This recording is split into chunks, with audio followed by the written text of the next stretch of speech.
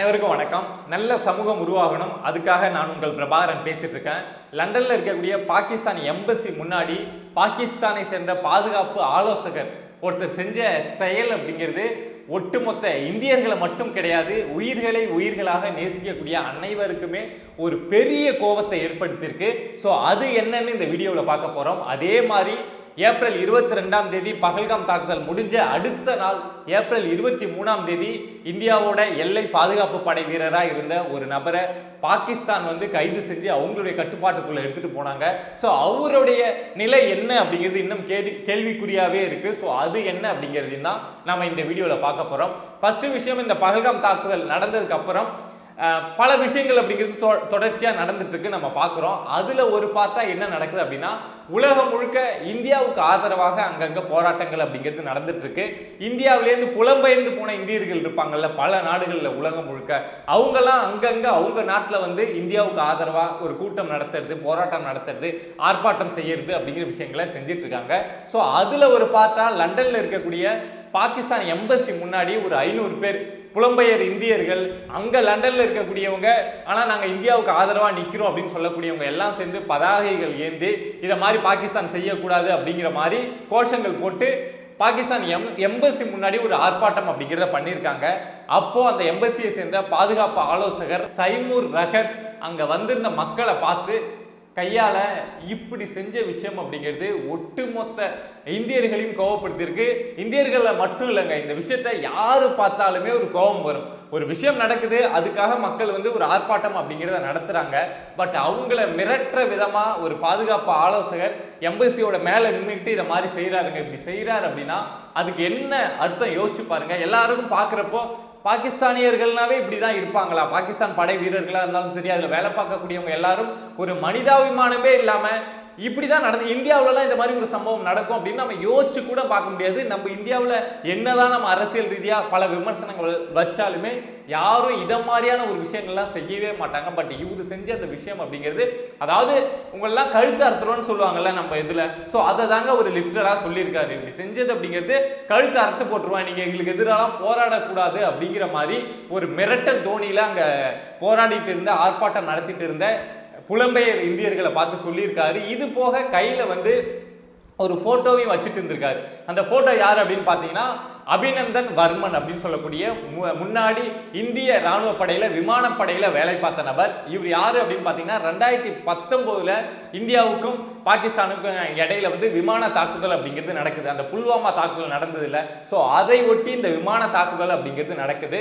அப்போ இந்த அபிநந்தன் வர்மன் என்ன பண்றாரு அப்படின்னா MiG-21 அப்படின்னு சொல்லக்கூடிய அந்த ரக விமானத்தை இவரா இயக்கிட்டு போய் பாகிஸ்தானுடைய F-16 அப்படின்னு சொல்லக்கூடிய விமானம், பல விமானங்களை தடுத்து நிறுத்தி சண்டை போட்டு பெரிய அளவுல ஒரு வீர செயல்னு சொல்லுவாங்கல்ல, ஸோ அதை மாதிரி வீர செயலை செஞ்ச நபர். ஆனா கடைசியா என்ன நடக்குது அப்படின்னா அவருடைய விமானம் அப்படிங்கிறது பாகிஸ்தான் எல்லைக்குள்ள லேண்ட் ஆகுது. ஸோ பாகிஸ்தான் ராணுவம் அவரை கைப்பற்றி கூப்பிட்டுட்டு போயிடுறாங்க. அதுக்கப்புறம் இந்தியா பல கட்ட பேச்சுவார்த்தைகள் நடத்தி அவரை மீட்டு கொண்டு வந்தாங்க. ஸோ அவருடைய போட்டோவையும் இந்த பாதுகாப்பு ஆலோசகர் கையில வச்சுக்கிட்டு இந்த விஷயத்தை செஞ்சு காமிச்சிருக்காரு. ஸோ இது ரெண்டு விதமா நம்ம புரிஞ்சுக்கலாம். அங்க இருக்கக்கூடிய மக்களை இதை மாதிரி பண்ணிடுவோம், நாங்க யாருன்னு தெரியுமா அப்படின்னு சொல்றதாவும் எடுத்திருக்கலாம். அன்னைக்கே நாங்க அந்த அபிநந்தன் வர்மனை செஞ்சிருக்கணும், சம்பவம் செஞ்சிருக்கணும் அப்படின்னு சொல்ற மாதிரியும் இருக்கு. இந்த மனநிலை இருக்குல்ல, இதை மாதிரிலாம் இந்தியாவில் எங்கேயுமே நம்ம எந்த மாநிலத்திலையுமே இதை மாதிரி மனநிலை கொண்ட ஒரு அதிகாரிகளையோ ஒரு ஆட்சியாளர்களையோ பார்க்கவே முடியாது. பாகிஸ்தான் இவ்வளவு மோசமான ஒரு நாடா இருக்கு அப்படிங்கிறதுக்கு இந்த ஒரு சம்பவம் உதாரணமா போதுங்க. நம்ம நாட்டில் இருக்கக்கூடிய ஒரு அமைச்சரோ யாரோ ஒரு நபர், ஒரு எம்பியோ யாரோ ஒரு நபர் இப்படி ஒரு செயலை எந்த பாகிஸ்தான் நபரை பார்த்தே இப்படி செஞ்சிருவாங்களா, அந்த அளவுக்கு மோசமா இறங்கி போவாங்களா அப்படின்னு பார்த்தா வாய்ப்பே கிடையாது. ஆனா பாகிஸ்தானோட இருக்கக்கூடிய அவங்களுடைய மனநிலை அப்படிங்கிறது பார்க்கறதுக்கே அவ்வளவு அருவருக்கத்தக்க ஒரு விஷயமா இருக்கு.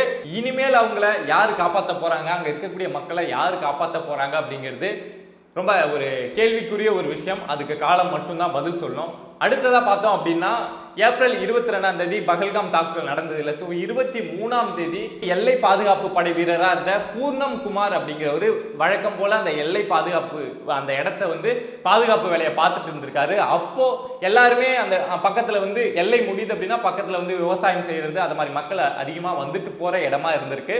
அங்க வந்து ஒரு தீர்க்கமான இதுதான் லைன் அப்படின்லாம் காஷ்மீர்ல வந்து சொல்ல முடியாதுங்க. ஏன்னா அது வந்து எல்ஓசி தான், லைன் ஆஃப் கண்ட்ரோல் தான். திடீர்னு சண்டை போட்டுட்டு இருந்தாங்க, நீ இதோட நின்னுக்கோ நான் இதோட நின்னுக்கிறேன் அப்படின்னு தான் சொன்னாங்க.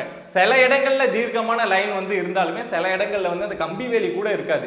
ஒரு அப்ராக்சிமேட்டா இதுதான் நம்ம லைன் அப்படின்னு தான் இருப்பாங்க. ஸோ அப்படி அங்க இருந்த விவசாயிகள்கிட்ட இந்த பூர்ணம் குமார் போயிட்டு நீங்க யாரு என்ன அப்படின்னு சொல்லி விசாரிச்சுட்டு இருந்திருக்காரு. இது இயல்பா நடக்கக்கூடிய பிராக்டிஸ்ல இருக்கக்கூடிய ஒரு விஷயம் தான்.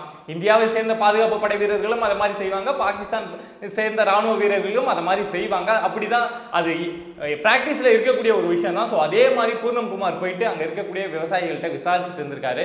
அப்போ அங்க வந்த பாகிஸ்தானை சேர்ந்த ராணுவம் வந்து இவர் வந்து எல்லையை தாண்டி வந்துட்டாரு அப்படின்னு சொல்லிட்டு அவரை வந்து கைது செஞ்சு கூப்பிட்டுட்டு போறாங்க. கூப்பிட்டு அவங்களுக்கு வந்து இதை மாதிரி இந்தியாவை சேர்ந்த ஒரு நபரை கைது செஞ்சுட்டோம் அப்படிங்கிறது பெருமை தானே. ஸோ கூப்பிட்டுட்டு போறப்போ அது சம்பந்தமான இமேஜ் அப்படிங்கிறத ஃபர்ஸ்ட் லீக் பண்ணி விடுறாங்க. ஒரு இமேஜ் அப்படிங்கிறது அவர் கைகள் வந்து பின்னாடி கட்டப்பட்டு நாங்க கூப்பிட்டுட்டு போறோம் அப்படிங்கிற மாதிரி இருக்கு. அதுக்கப்புறம் ஒரு இமேஜ் வந்து லீக் ஆகுது. என்ன அப்படின்னா அவரை நாங்க கைது செஞ்சு வாயெல்லாம் கட்டி எங்க கண்ட்ரோல்ல வச்சிருக்கோம் அப்படிங்கிற ஒரு இமேஜவும் லீக் பண்ணியிருக்காங்க. ஸோ இது சம்பந்தமா இந்தியா தரப்புலேருந்து அவரை மீட்கிறதுக்காக இது வரைக்கும் 3 முறை உயர் அதிகாரிகள் வந்து பாகிஸ்தான் கிட்ட பேச்சுவார்த்தை நடத்தியிருக்காங்க. பட் பாகிஸ்தானுக்கிட்ட இருந்து எந்த ஒரு சரியான பதிலும் கிடையாது. பட் இந்தியா முடிஞ்ச அளவுக்கு அவரை அந்த பூர்ணம் குமாரை மீட்பதற்கான முயற்சியை மேற்கொண்டுட்டு இருக்காங்க. பட் பாகிஸ்தானை நம்ம நம்பவும் முடியாது, நான் இந்த சூழலில் நம்பாமலும் இருக்க முடியாதுங்கிற மாதிரி அவங்க அவரை என்ன பண்ணுவாங்க, என்ன இது வரைக்கும் அவருடைய நிலை என்ன, சாப்பாடு கொடுக்குறாங்களா, தண்ணி கொடுக்குறாங்களா, இல்லை கொடுமைப்படுத்துறாங்களா அப்படின்னு என்னென்னு தெரியாத ஒரு சூழல்ல இப்போ பூர்ணம் குமாரோடைய நிலை அப்படிங்கிறது இருந்துட்டு இருக்கு. ஸோ இங்க இந்த காஷ்மீர் எல்லையில வந்து இப்போ இந்தியாவுக்கும் பாகிஸ்தானுக்கும் இடையில அந்த தாக்குதல் அப்படிங்கிறது அப்பப்போ நடந்துட்டு இருக்கு. ஸோ இது வந்து எப்போ ஏர் ஸ்ட்ரைக்கா மாறும் அப்படின்னே தெரியல. பட் இதெல்லாம் பெருசாகிறதுக்குள்ள இந்த பூர்ணம் குமாரை இந்தியா வந்து ஏதாவது பேச்சுவார்த்தை பண்ணி மீட்டுட்டு வந்துட்டாங்க அப்படின்னா நல்லதா இருக்கும். இல்லைன்னா அது வந்து ஒரு வருத்தத்துக்குரிய ஒரு விஷயமா போயிடுமோ அப்படிங்கிற ஒரு பெரிய பயம் வந்து மனசுக்குள்ள இருக்கு. ஸோ என்ன நடக்குது அப்படின்னு பார்ப்போம். அதே மாதிரி காஷ்மீர் பகுதியில் இந்த தொடர்ச்சியான அப்டேட் அப்படிங்கிறது வந்துகிட்டே இருக்கு. ஸோ ஏதாவது அதை பற்றின விஷயங்களை நீங்கள் தெரிஞ்சுக்கணும், இந்த விஷயம் வந்து எனக்கு ஒரு கிளாரிட்டி இல்லை அப்படின்னு உங்களுக்கு தோணுது அப்படின்னா நீங்கள் அதை வந்து கமெண்ட் பண்ணுங்க. ஸோ உடனே அந்த டாபிக் எடுத்து உங்களுக்கான அந்த விஷயத்தை வந்து நான் உங்கள் கூட ஷேர் பண்ணுறேன். இதை மாதிரி சொசைட்டியில் மக்களுக்கு எதிராக நடக்கக்கூடிய விஷயங்களை நீங்கள் தெரிஞ்சுக்கணும் அப்படின்னு நினச்சிங்கன்னா பிரபா டாக் சேனலை சப்ஸ்கிரைப் பண்ணி சப்போர்ட் பண்ணுங்கள். 2 டாபிக் சொன்னேன், 2 டாபிக் பார்த்துட்டோம். லண்டனில் நடந்த ஒரு விஷயம், அடுத்து பூர்ணம் குமாரை பாகிஸ்தான் ராணுவம் கைது செஞ்சு வச்சிருக்கிறது. ஸோ இதுலேயுமே ஏதாவது அப்டேட் வந்தது அப்படின்னா திரும்ப வந்து உங்ககிட்ட பேசுகிறேன். நன்றி.